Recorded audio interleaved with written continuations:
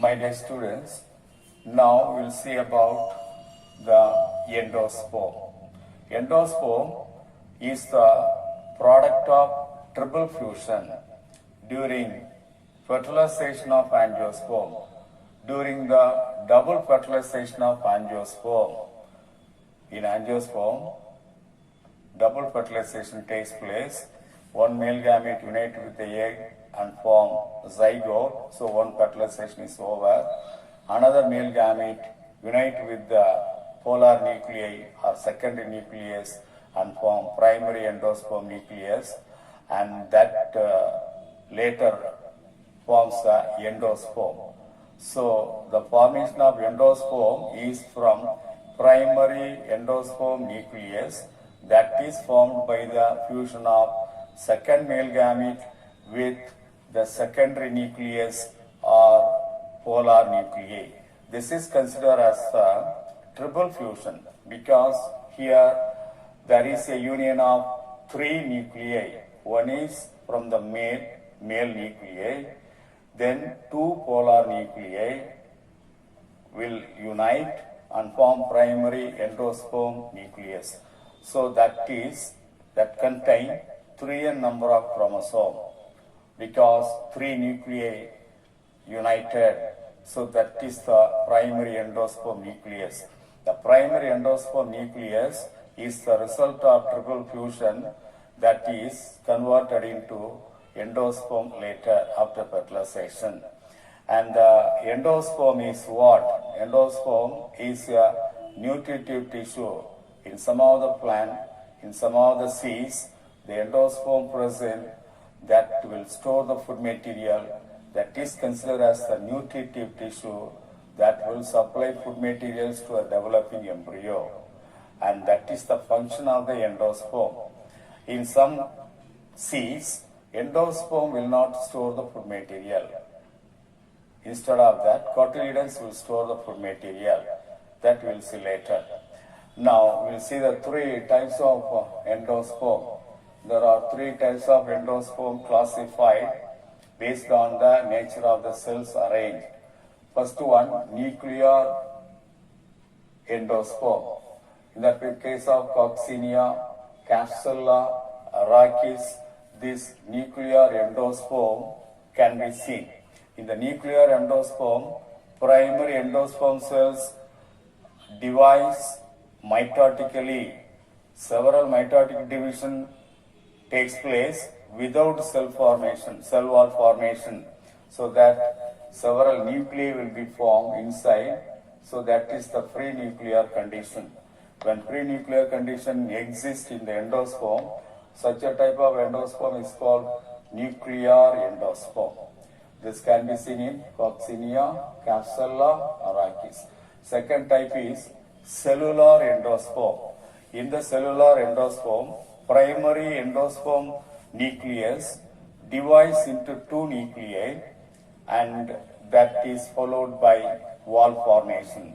After that, the two cells formed from the division of the primary endosperm nucleus repeatedly divides into a number of cells followed by cell wall formation. That is, so that the whole endosperm is filled with the cells, occupied by cells. The endosperm fully occupied by the cells. This condition is seen in the cellular endosperm. Example, Adoxa, Helianthus, Scoparia.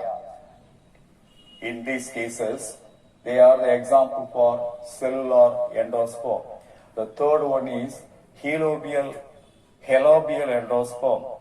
Here the primary endosperm nucleus divides into two at the bottom of the cell, at the bottom of the embryo sac. The primary endosperm nucleus moves to the bottom of the embryo sac and divides into two nuclei, and one nucleus occupy the smaller chamber, another nucleus occupy the larger chamber. The smaller chamber is called chalosal chamber. At the chalosal end, chalosal chamber is there. Here, cells will not divide much. it is a smaller chamber. But in the larger chamber, micropylar chamber, this is the micropylar chamber, this is the colossal chamber. In the micropylar chamber, many free nuclear division takes place, so that free nuclei can be seen in the larger chamber, that is considered as the micropylar chamber. So that condition is called halobial endosperm, can be seen in paddy, coconut, castor plants. So that is the three different types of endosperm based on the functions of the primary endosperm nucleus, how the primary endosperm nucleus divides, how the cells are organized.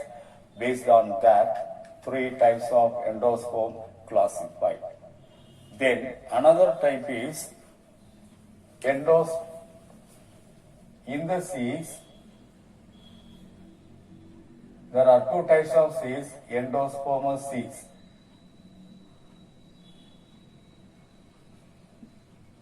And another one is non-endospermous seeds.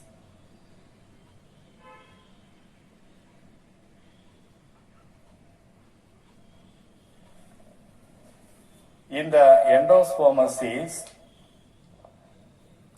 endosperm will store the food material, and the endosperm is acting as a nutritive tissue that supplies food materials to the developing embryo, and that is the endospermous seed or albuminous cells, albuminous seeds, albuminous seeds. Endospermous seeds or albuminous seeds, and in that cases endosperm store food material. When endosperm store food material and supply food material to the developing embryo, that type of seed, that is called endospermous seed. For example, paddy. Paddy is the example. Paddy, maize, coconut, castor, many more example we can say. Coconut, castor. These are all the endospermous seeds. In some cases, in some of the seed, the endosperm will not store food materials, and the food materials are stored in the cotyledons. Such seeds are called non-endospermous seeds or ex-albuminous seeds.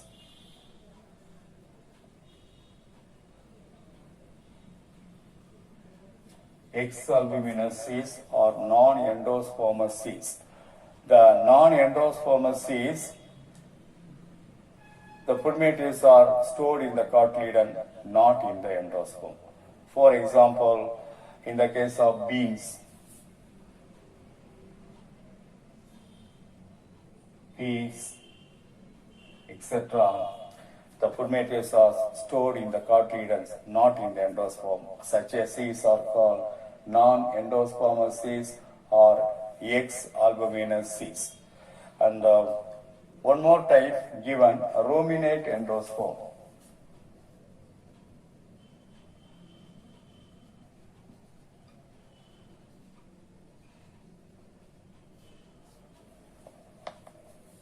In the case of Areca catechu, Passiflora mystica, example, Passiflora mystica, Areca catechu.